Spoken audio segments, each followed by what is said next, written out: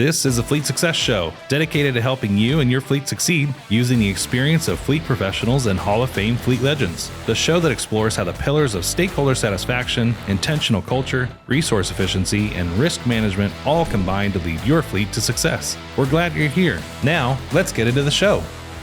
Hey, welcome back for another episode of the Fleet Success Show. I'm your host, Josh Turley, and today we're throwing back again with our Connect 2024 series. This, by far, is my favorite session from Connect 2024, where we brought in the legendary Mike Pitcher, who shared with us his 7 elements of leadership. I love this speech. I've heard it now 3 times, and every time I get something new from it. He is one of the most engaging speakers that I've ever had the pleasure of listening to. We wanted to really make sure that we shared that with you. If you haven't followed Mike on LinkedIn, he's definitely worth a follow. He talks about the 7 elements all the time on there. He even has a free book that he gives away in this session that you can go out and download online. Just Google the 7 elements of leadership. Emphasis on the L of elements. Mike was formerly the CEO of LeasePlan and has been in the fleet industry for many years. And when you start listening to him, you'll realize what just a dynamic CEO Mike really is. So I hope you enjoy this session. Again, one of my favorites from Atlanta this year and all years past that we've had the privilege. This is his 3rd time speaking for us. So without any further ado, here's Mike Pitcher. I am so excited to introduce to you our keynote speaker, Mike Pitcher. He is the former CEO of LeasePlan. They managed 350,000 assets across their portfolio, managing all those fleets. That is an insane number of assets. For reference, RTA manages about 700,000 assets, right, inside of our information system. So just for reference, right?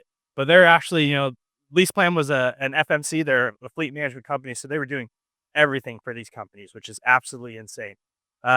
He also, while at LeasePlan, won a great place to work inside of Atlanta. So they were the #1 company in Atlanta 2 years as a great place to work. He has powerful insights around leadership, leading teams, leading companies, making an impact. So please join me in welcoming Mr. Mike Pitcher. Good morning. Don't know if you realize it or not, but you are on the first 90 seconds of me standing up here. In 90 seconds, you are going to make a decision, is that guy worth listening to or not? 90 seconds. So if I can give you 3 things that maybe would help you for the next 45 minutes, I want to know if you pay attention for 45 minutes. The first one, if you could become a better leader in what you do tomorrow, would you pay attention? Yes or no? If you could build stronger relationships with the people you work for, with your family, with your friends, would you pay attention? Yes or no? If I could ensure you that your boss, the people you work for, your friends, your spouse, and your children would never, ever tell you the word no again, ever, would you pay attention to me for the next 45 minutes? Yes or no? One more time, would you? Okay, what if I told you 2 out of 3 ain't really bad? Hey, look, I love being here with RTA. This is the 3rd time I've got to do this, and the people at RTA are special people. Josh and team are all about culture. They're all about the delivery of the service and driving for excellence. This is a thrill for me to be here in my home city of Atlanta. But a lot of times people go, hey, who is that guy? If you're going to talk about leadership, let's at least know a little bit about that guy. A little bit about me. Number 1, I have 4 daughters. Why would I tell you that? Because now you know when I die, I'm going straight to heaven. There is no purgatory. I have 6 grandchildren. I had 1 in the last month. I got skin in the game. When your fleets are on the roads, my family is driving out there with you. This is the side of I'm going to bounce back and forth a little bit about leadership, a little bit about distracted driving, your role in safety as we talk about this. I'm a product of the Louisiana public school system. Why would I tell you that? Because you just lowered your expectations of me significantly in the next 45 minutes we spend. I love my home state, Louisiana, and I did my MBA at Emory. I'm a raging Cajun. But my career is Pitney Bowes, Dell, LeasePlan efficiency. It's inefficiency in LeasePlan that I cut my teeth on fleet. I love fleet people. The interesting thing about fleet people is they take care of one another. They're willing to share. They're willing to kind of spend time. It's very rare that you're supposed to kind of correct speakers, but there were two speakers up here that said, the old guys that are leaving fleet. We are not old. We are chronologically gifted. So the fleet people want to help people. And he's right. You realize for every 5 mechanics that retire, there's only 2 coming in to take their places. We're going to need to think about things differently. We're going to need to do some things differently. One of the worst things that ever happened in America is 2005 to 2010. We were all convinced the only way to get a great job and be successful is to go to college. What a load of crap. We gotta be telling people the trades have great opportunities for them, right? At Efficiency, I had diesel mechanics with overtime and experience that are pulling down 6 digits, $100,000. My daughter graduated with a literal arts degree. She started in New York at $32,000. Everybody does not need to go to college. The trades are a wonderful place. That's where I kind of cut my teeth on fleet and efficiency, especially on things like diesel mechanics. But who works for a really great boss? Raise your hand if you work for a great boss. That's pretty good. That's a pretty good number of people, right? You got a great boss. By the way, if your boss is sitting next to you, that doesn't count. Your boss is that. Hey, I did want to say one other thing, and I kind of skipped it, but Jacob at the introduction, I was a CEO at LeasePlan and a president at Efficiency. I started speaking professionally around 2020, 2019. I've probably done about 200 keynotes. And I just wanted to tell Jacob, of all those 200, I have never been introduced prior to as go to the bathroom, push one out, but be back for this guy because he's really fun. That's my career. And when I told you, those guys are fun people at RTA. When I went to LeasePlan, I was recruited from Dell, and I got recruited. I said, "Are you guys sure that you guys got the right Mike Pitcher? I know nothing about vehicles." And LeasePlan USA managed about 350,000 vehicles worldwide. We had about 1.2 million, but they said, "Yeah, I was recruited to do sales," and I said, "You guys got the right guy because I don't know anything about this." And their comment was, "We need somebody to wreck it because they haven't hit their numbers in 22 years and have the lowest engagement scores of anybody out there." And I'm like, I'm from Louisiana, baby. I can screw this up as bad as anybody else. And then several years later, best place to work, big turnaround. We went from making less than $1 million to making 50. I don't tell you to impress you. I tell you that people all row in the boat in the same direction really, really makes a big difference. But it was at Pitney Bowes. I was out at Pitney Bowes, and I went to work, 20 years at Pitney Bowes. I went to work for Elvira, Princess of the Frickin' Darkness. I see you looking at me, you're going, ooh, Mike doesn't like working for women. Now, my best 2 bosses I ever worked for were both named Mary. One of them was a cigar-smoking, whiskey-drinking Texan. The other was an MIT Babson-trained treasurer person. Couldn't get farther away. But both of them were great bosses. But it was at Pitney Bowes, working for Elvira, when she would walk into the room, I would literally twitch. Yell a screamer, threw papers across. I was doing my MBA at Emory at the time, and my professor, a good friend, said, "Mike, what happened to you? You are an ass. You cut people short. You don't come to class on time. You pick up your phone in the middle of stuff. By the way, Mike, looks like you put on 30 or 40 pounds." I was literally self-destructing working for a horrible boss. At 20 years, I left Pitney Bowes. And when I left Pitney Bowes, that same professor said, "Hey, Pitch," they call me Pitch. Hey, pitch, go find what made you successful. Tell me the things in leadership that made you successful. I did leave Pitney Bowes. There was this period there of unemployment, but I did the work to say, what are those leadership elements that make people successful, make leaders feel good too, right? So you know what they call it when you steal from one source. You know what it's called when you steal from a source? Plagiarism.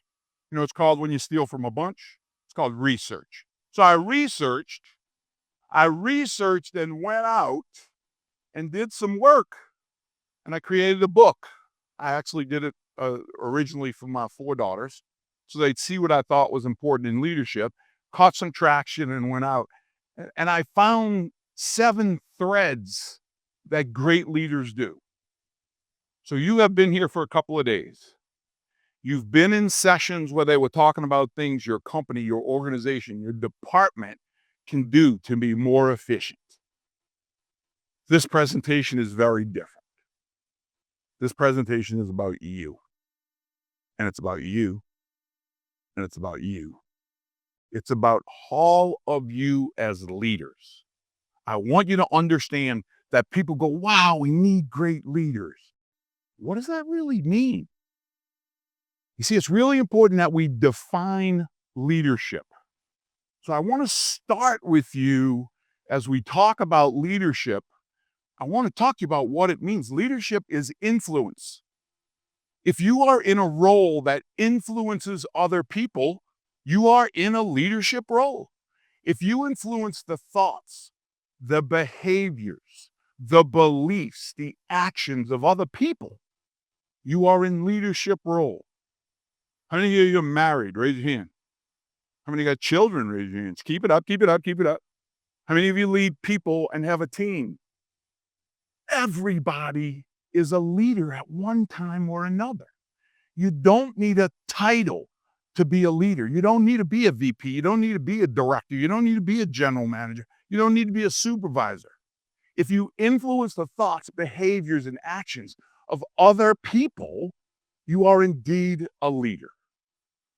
So what I did is by researching that and coming up with those 7 kind of things, they're sticky. People kind of grab on to those leadership elements. And if you do these, if you practice them, you will get better. You will get better on a daily basis. As I said, leadership equals influence. How will you influence folks when you go back to your offices? The question was raised, raise your hand, about how many people came from out of town. That means you traveled here. Somebody probably paid for you to be here. You want to have some influence? When you go back and you talk to your team or your boss, review the stuff that happened here. They didn't just send you to a conference in Atlanta and you had a good time. What did you take back from that conference? What did you bring there? So when I talk about the 7 elements of leadership, laugh, learn, listen, language, legacy, Lanyap. Anybody know what Lanyap is? Where's my buddy from Louisiana? Lanyap? A little something extra. We'll talk about that in a minute. And love. That's the 7 elements of leadership. They're relatively simple. But why would I start a leadership book? The very first one out of the blocks is laugh. Why would I start a chapter with laugh? What do you think? Audience participation part. Why would I start with laugh? Camaraderie, builds friends. Loosen up, right? The side of laughter at work, hey, makes you human. You are a person. Sometimes we get that promotion and we get that sense of humor lobotomy, right? The side of this is, hey, look, and you can ask the guys at RTA because I'll watch them do it. They use the F word at work all the time. Not that F word, fun. You can have fun at what you do. In Pitney Bowes, I had the opportunity to go down to Australia. We were going to sell a division. Said, hey, go down to Australia, check these guys out. We want to sell them to AT&T. I had the opportunity to go down to Australia. I'm there for a couple of weeks, right? I'm like, we don't do any of the fun little giveaway stuff. None of the tchotchke freebies no, a pen, a coffee mug, something there with the company's logo on it that you can give away. I said, hey, Fiona, my assistant, I said, would you have a sales guy come out and see me? He said, yeah. Guy comes out, big, strapping Aussie guy. Hey, Mr. Pitcher. I said, it's Mike. He said, okay, Mr. Pitcher. I said, look, what do you got? First puts a box down, big box of promotional items. He says, I'm going to my car. Goes out. I look down at the box, see immediately what I want. He walks in and I said, hey, Ian, I would love to get 300 fanny packs. And he said, excuse me? I said, yeah, look, I know I'm giving away all my pricing leverage. I know you're supposed to sell me on what? I want 300 fanny packs. And he said, excuse me? And I said, wait a minute, what's the matter here? You know what? I want 300 fanny packs with the company's logo as big as Texas, as if this guy knew where Texas was, as big as Texas, all over the fanny pack. He said, sir, I think I'll leave. I'm like, what? I look over at my staff, not a big company, about 15 people. That should have tipped me off. Everybody was working with their head down. I go to Fiona and said, Fiona, what's wrong? She goes, no, boss. I'm like, Fiona, what is wrong? She goes, we can't laugh at the boss. I said, Fiona, you know me for 2 weeks. I'm a pretty loose guy. What did I do wrong? She had actually been biting on her nail and it was literally a little tear. And I'm like, what did I do? She goes, well, boss, in Australia, a fanny is a woman's kind of private parts, and you just ordered 300 feminine pads with the company logo written all over them. And there could be some wedding salespeople that thought that was a good idea. But I tell you, none of the guys are going to think your promotional gifts are real good. Now, why I tell you that story? Because 3 months later, remember we were going to sell that unit. 3 months later, we hit a record team accomplishment of net income in business. But Fiona and 2 other people walk up to me and said, you remember that idiot fanny pack comment you made? And I'm like, yeah. She goes, that's the day we all learned we could trust you. Because if you were okay with us laughing at you making a fool of yourself, we can trust that guy. See, humor, besides being good for you, reducing stress and lowering cholesterol, good laughter is good for you. It's good for your soul. But as my friend here says, it also builds connection and it shows that you are indeed human.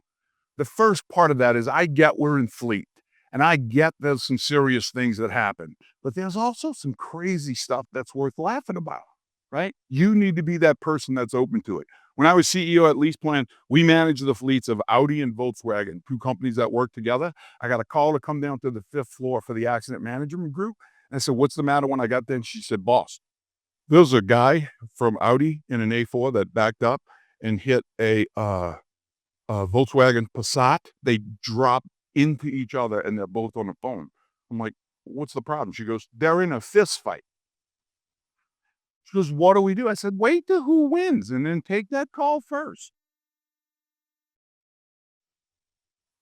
There's those things that come up that are worth the side of you being open that life happens. Laugh is the first element. Learn. This is one as leaders that is really critically important. You're here. You're learning right now. You've been here for a couple of days. See, leaders are learners. There's this wave of stuff that is out there happening. Be open to absorbing that and taking that in and being a learner. There is so much stuff out there for you to be able to work on. Technology. By the way, people go, hey, Pitch, what are the 3 things I really ought to learn about? And I'll tell you really quick as a leader. 1, technology. 2, the power of relationships. And 3, how to manage your own attitude. The first one, technology. I used to do this presentation. I've done it for a while, and there was a statistic. In the next 25 years, technology is going to change 5 to 7 times faster than the last 25 years. You got that? 5 to 7 times. That was in 2020. I talked to a guy from MIT that's a futurist. He said after AI, the next 3 years, will be faster than the last 25. Think about that. That's 10 times the speed. It's coming. It's out there. AI, telematics, all the kind of stuff that's out there in technology. Just be open to learning those things, right? EV technology. How many people like EVs? Raise your hand. Yeah, there ain't a whole lot of EV lovers out there. So I spoke on a panel as a former CEO. I want you to get this statistic because it's important. Everybody get EV, EV, EV. And I believe EV is in the future. But there was a headline that said EV sales, 50% growth last year. And everybody's going EV, EV. You got to read the little detail because that meant 3% of sales in the US turned into 4.5. That was 50% growth. Less than 900,000 EVs on 15.5 million. Here's another one I'd love to ask you about EV to learn and understand. If tomorrow morning, Friday morning, start a weekend, every single vehicle sold in the United States, every single one was an EV starting tomorrow morning, it still takes 15 years to wipe out ICE and diesel engines. 15 years. It's got a long tail. And by the way, tomorrow morning, we ain't going to start selling all EVs. It's going to be this blended thing of EVs, ICE, diesel. There's going to be a lot of stuff out there that you folks are going to have to lead through, learn and understand that technology component. Because no one goes to school for fleet management, chances are you were never formally trained on how to successfully lead a fleet. That's where the Fleet Success Playbook comes in. The Fleet Success Playbook is your guide to building a safe, reliable, and efficient fleet that provides exceptional service. Learn all about the 4 pillars of fleet success: stakeholder satisfaction, intentional culture, resource efficiency, and risk management. Get nearly 100 years of combined advice on common challenges, practical solutions, actionable tips, and real examples from fleet industry experts who have been there and done that. Visit www.fleetsuccessplaybook.com to request your free copy today. The second piece of that is, I said, relationships. There's a long study done, the longest study ever done at Harvard, 75 years, that said what determines success and quality of life. Harvard study, JFK was one of the original people. They studied people for over 75 years. And they said, what determines happiness and success? And it wasn't money. It wasn't things and material. The number one predictor of happiness and success was the quality of your relationships. The relationships you have at work, the relationships you have with your friends, the relationships you have with your family. Those are the things that determine how successful and happy you are. By the way, I advocate this for people that work with teams. Draw a line down a sheet of paper and write the people on your team and your boss. And judge that relationship on a 1 to 10 scale. Doesn't matter where you put them. 1 to 10. 1 is like brand new. They just got hired yesterday. That's a 1. A 10 is we kind of finish each other's sentences. We know exactly how we think. We can get in a really big argument and back away respecting each other because we trust each other. The power of your relationships is really critical. And what do those look like at work? Because if you take out sleeping, we spend as much time with the people we work with as the people we live with. Those relationships are really critical. First quarter research. Your boss, and if you're a boss, the boss, your boss has more impact on your health and mental well-being than your primary care physician does. You got that? Your boss has more impact and influence on your health and mental wellness than your primary care physician does. How can that be? Because stress kills people, and if you got a great relationship with your boss, you don't experience stress, right? You're a team. He's got your back. She's got your back. You got her back if you're a boss.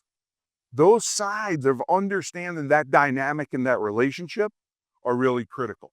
And the last part of this is when I talk about learn about your attitude. We throw out a life hack for you. How'd you feel when you woke up this morning? Good, bad, what? Tired? We give you a life hack.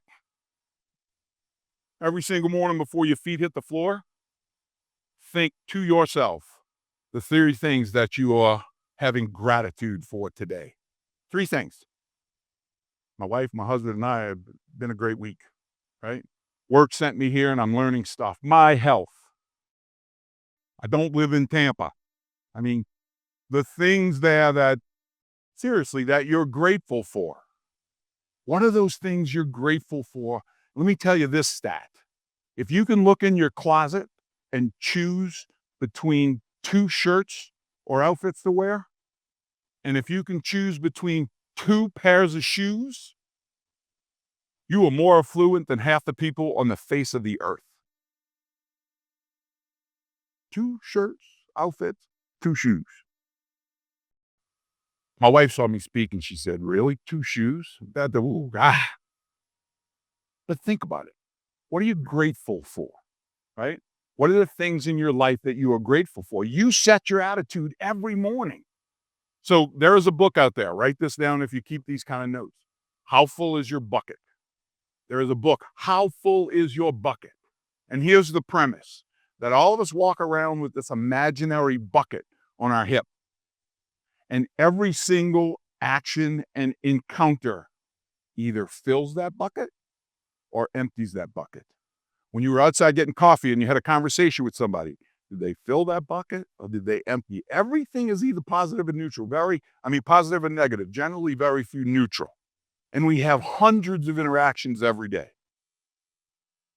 My question for you, are you a bucket filler or are you a bucket emptier? Your interactions with someone, when you speak to them, what do they sound like? I did this presentation at LeasePlan when I first got there as the job, and somebody said, hey, Mike, you got a minute? I said, yeah. She goes, you don't understand LeasePlan's culture. I'm like, excuse me? She goes, yeah. You know your whole bucket analogy? Let me explain what happens. I walk in with my bucket at 8:30 and I put it down and I sit at my desk. My boss usually walks in about 8:45. He walks by and he kicks the crap out of my bucket on the way it is off. I'm like, whoa, we got some work to do here. That side really of attitude and relationships and uplifting. I was so glad when Steve showed the slide about, hey, how do you deal with people and recognition? I'm going to throw this out there. At Efficiency, we dealt with a big chunk of the workforce was mechanics. We had a change in logo, so we were ordering business cards. And they said, well, this is how many business cards we need to order. Just want to let you know. I'm like, wait a minute. We got 85, 90 more employees. Where are they? That's the mechanics. We don't need cards for the mechanics. I'm like, did you ask? I said, no, but they're mechanics. I'm like, ask the mechanics how many people want business cards, only order for the ones that want them. And 80% of the mechanics wanted business cards. We ordered them 100. It was peanuts. But later in exit interviews, we also gave a $200 boot allowance. There were multiple comments about the business cards because of how that made them feel. There are little bitty things that you can do and understand that really makes a difference. I think somebody said mechanics don't leave for $1 an hour. There's a lot of different things going on. Pay is important. I'm not denying it. So here's my challenge to you. There's golfers in the room, right? If you went and had a green in your house and you putted 15 minutes every single day, at the end of the year, could you be a better putter? Can you? Anybody ever play basketball? If I put a hoop on your garage and you go out every morning for 15 minutes and shoot 100 baskets, 100, are you going to be better at the end of that time? Let me tell you something. Basketball and golf is not going to make a real big difference in your career, but leadership will. If you can get 1% better a week, I want you to think about what that means to be a leader in a year. The third element, listen. Laugh, learn, listen. I got to tell you on this listen one. My daughter Lauren, when I was writing this book, said, Pop, you need a chapter in your book on rocket science. And I'm like, what? She said, yeah, Dad, put a chapter in your book on rocket science. I'm like, Lauren, I know you went to school in Louisiana, but do you see the whole L thing I got going on? Laugh, learn, listen. She goes, yeah, but I want you to write a chapter on rocket science. I'm like, Lauren, like smart as a rocket scientist. She goes, no, Dad, just rocket science. I'm like, Lauren, I don't know a damn thing about rocket science. She goes, Dad, you don't know anything about listening, and you're going to have a whole chapter on it. This is probably of the 7, one of the biggest changes that you can make in your life. And that is, and I'm painting with a bit of a sexist brush here. It's fact. Women listen better than men. But in today's society, we're all being hit by this as this major distraction, right? When you're talking to somebody that's important, your family, your friends, your people you work with, I want you to be able to concentrate on listening. Here's the test. When you are finished with that conversation, do they feel felt? Do they really feel like you felt what they were saying? This thing creates amazing distractions. We pick this up and look at it 30 times an hour. Break that trend. If you're having important conversations, just let it go. There's a Chick-fil-A in Macon with a cigar box in the middle of the table. It says, put your phone in, act like it's 1990 and talk to one another. Interesting concept. How many of us have been at a dinner or seen a dinner where 4 people are at a table and all 4 of them are using this? Yeah, probably this morning at breakfast, right? The side of that this has always, increase your listening skills and you will impact the quality of your relationships. How do you do that? And this is one of the things people talk about. Lean in and ask some questions. Restate kind of what somebody's saying for clarity to make sure, especially if it's one of your team members, even if it's your boss. So, hey, boss, if I get you correctly, you want that, clarify the message and then be quiet. If you lead people, I'll give you a great question. What'd you do this week that you really enjoyed doing? Let somebody talk. Hey, what are you working on next week that I might be able to help you on? That's not checking in. That's a discussion. We are human beings. And that belonging piece, that caring piece is really, really very critical. The next one is language. We're all trained on this one, right? I know that you're talking about engagement scores and people that talk about engaged in the workplace. Would you give me a hand for 1 second? Come on up. Yeah. Yeah, come on.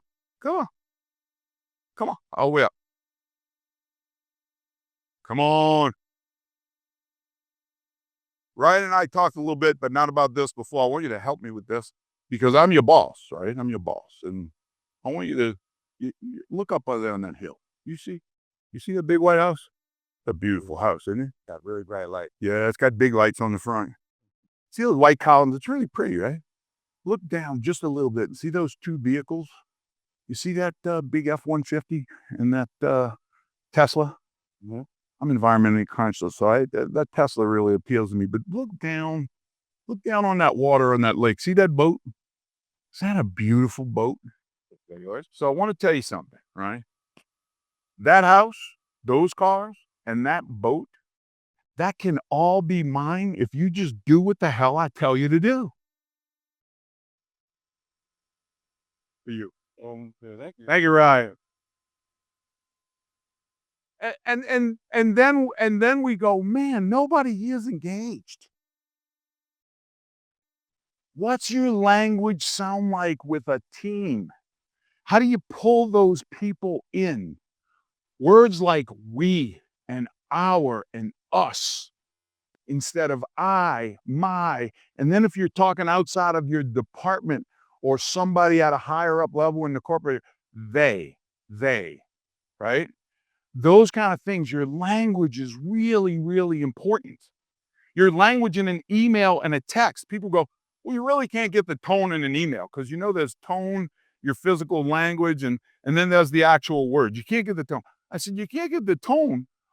All caps and 40 exclamation points? You're telling me I can't pick up the tone? Your text messages. You have the opportunity when you reach out and touch someone and text someone. What does that end with? On a Friday, have a good weekend. On a project or something that's there, a thank you. The words of a leader matter. The thank you matters. Let me tell you one of the other ones that a lot of leaders are scared to death of. I'm sorry or I was wrong. Because people go, well, if you're wrong, you admit it. Guess what? When you screw up, the people know about it already. The side of being that little bit of vulnerable of, hey, I could do better. I blew this call. That's all right. You know, at LeasePlan, we had this thing that was all about the 4 pillars of our values. And one of those was respect. And somebody said, hey, Pitch, you got a minute? Pulled me aside and said, I got to challenge you on one of the values. I'm like, what? And they said, yeah, respect. And I'm like, oh, you may be checking Indeed or monster.com if you're going to do that. I'm kidding. They said, this was after Katrina. And they said, you know, 3 of your employees go down every single weekend and help people from your home state of Louisiana rebuild. I'm like, yeah, I know. I think that's really cool. He said, they're really religious. I said, okay. He said, you drop the F-bomb in meetings all the time and I can see him cringe. I said, that's on me. Now, am I perfect? No. But did I change? Yes, I did. You see, because if you're going to hold things really important in value, you as leaders got to walk the talk. You got to be welcome to somebody challenging that says you're stepping outside of that boundary, right? What does your language sound like? What does it sound like in an email? What does it feel like in a text? All of those are touch points, every single one. And it's important to be aware. Lanyap. Lanyap is a Cajun French term for a little something extra. You see, great leaders do those little things that are extra, like getting to know somebody's name in a big organization, knowing when somebody's kid got a scholarship, got made an all-sports team, all-star team. Knowing what's important to people individually, Lanyap, that's the things that leaders do. So let me give you a few examples. Still packs a big punch, the handwritten note. When somebody does something well, that note written and sent to them. I've walked a lot of offices. I have seen tons of cards pegged up on a cubicle. I have yet to see an email tagged on a cubicle. When you're going to send that note, be specific about someone or something somebody did. Lanyap, knowing what's important to someone in their career and coaching and mentoring. That side of all of the experience that's in this room, there's this opportunity for us to be a coach and be a mentor. How many of you in your companies do a performance review for teammates?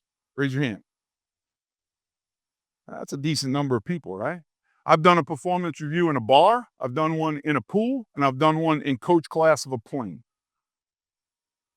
You know what my boss's message to me was in that performance review? We're checking a box. The side of a performance review, especially for millennials, they want feedback. They want to know how they're doing. You know, one of the reasons your job is so tough is there are 5 different generations in the workplace right now for you to manage. 5. That's really hard because they're different. Do you know your team members on a different basis? Let me tell you, if you start to do Lanyap, there is a little bit of a risk. I was speaking in Phoenix, actually, at the RTA event a couple of years ago. It was on a Friday or Thursday. It ended up, I'm like, I'm going to be home Friday. I used to send my wife, Sherry, I used to send her red roses all the time. I hadn't sent her red roses in a while. So I sent a dozen red roses. Now, you know what I'm thinking, right? Friday, I've been away, red roses. This is going to be a good weekend. I walked in the door. My wife, Sherry, I'm waiting for this big hug. What the hell did you do in Phoenix that you had to send me a dozen red roses? If you're doing Lanyap, keep doing Lanyap. Little Lanyap for you, MikePitcherSpeaks.com. If you like the material, go download it, share it with your friends, go get the book for free. It's a digital copy. I am not trying to sell books. I am trying to sell the concept that leadership matters and everybody has a leadership role. So you can go to MikePitcherSpeaks.com and download the book. Legacy. What's your legacy? As they talked a little bit about that piece of us aging, what's your legacy? Because when you leave, you will leave a legacy. What's your biggest legacy you will leave? What? Family. Your kids, your spouse. When you're gone, what are you leaving there? What will they notice? If you're a learner and you're sitting at the table with your high school kid and you are learning about AI or EBs, your kid looks over and goes, wow, my dad or my mom's been in this industry a long time. They're still learning. That's influence. That's a legacy. In your workplace, what's it going to be? That it's fair, that it's fun, that it's productive, that we contribute, that we do other things other than just work, that we care about how you feel. That piece of creating a culture of safety and caring, you evidence it every single day if you get in a car with somebody and you use this while you're driving. Hey, all that safety stuff, yeah, they're picking up that phone. That's influence. You are a role model every single day. I'll tell you this about my kids. I beat in my 4 daughters. I beat. Don't text and drive. Don't text and drive. Don't text and drive. 32,000 people used to die. Now it's 42,000. Our roads are a crapshoot. My baby, Morgan, boom, boom, boom. Don't text and drive. Don't text and drive. Before she left for Appalachian State, she said, Dad, why are you so passionate on this issue of distracted driving? I said, Morgan, people are dying every day. This is da. She goes, well, Dad, can't be that dangerous. You do it. That is the day that I stopped using my phone in the car. And that includes phone calls. Hey, watch. I'm not saying you got to do that whole thing. I am saying the really bad distracted stuff you got to put away. You're a leader. The last element, this is the one, hey, right? Some of the guys in the room get a little squishy. Yeah, Mike, you had me on a couple of those early ones, but this love thing. Love in the workplace. Is anybody from HR? Because that's generally an HR violation. Love in the workplace is called companionate love, right? Let me tell you about nirvana. If you can find this, you have found nirvana. Love what you do. Love who you do it with. Love who you do it for, right? That's nirvana. You'll never work another day in your life. Love what you do.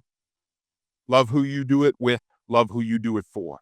Love creates passion, and we have those feelings about people we work with.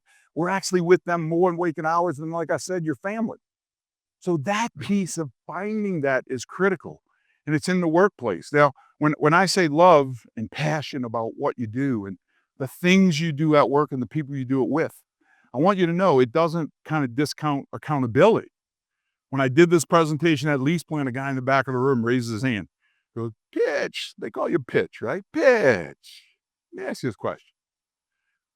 If I miss my quota for 2 years in a row, are you going to love me? I'm like, ooh, I got to admit, that's a pretty good question. I said, you know what, Tracy? Yes, I'm still going to love you. I'm just going to miss you. See, love doesn't skip accountability. When 1 out of 10 people don't do their job, that means the other 9 got to cover. Love is about being open and honest and telling people the truth, right? So for you in this room, here's your challenge.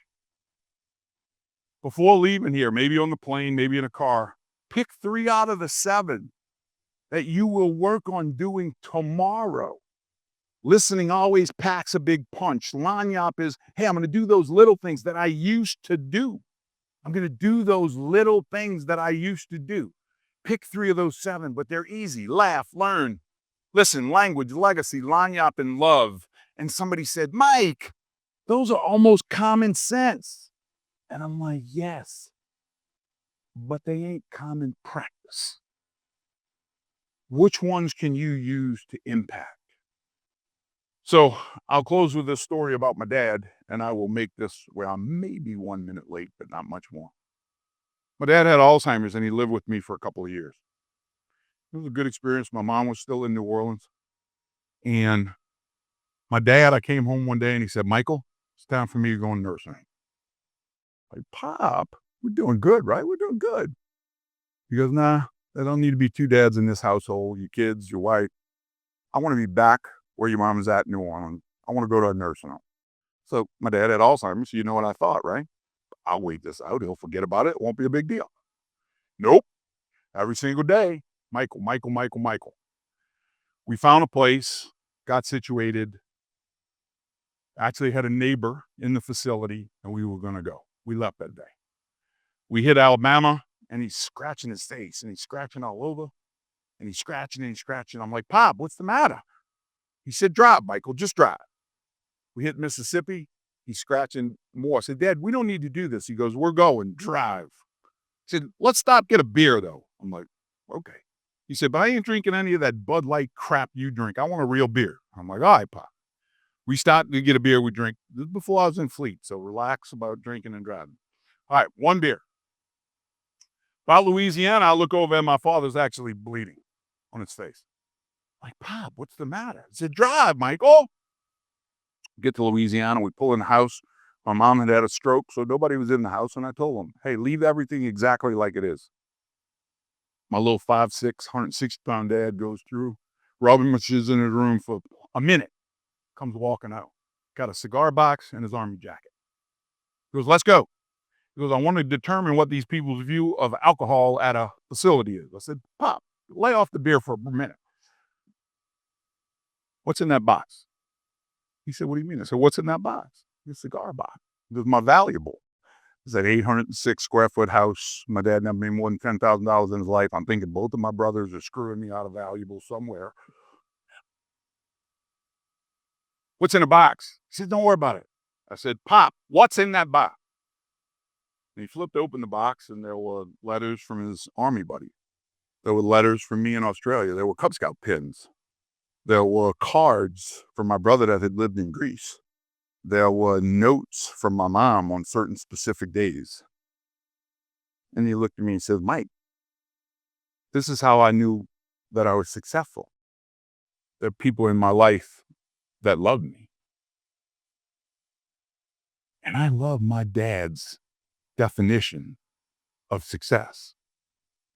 You see, it's all about relationships.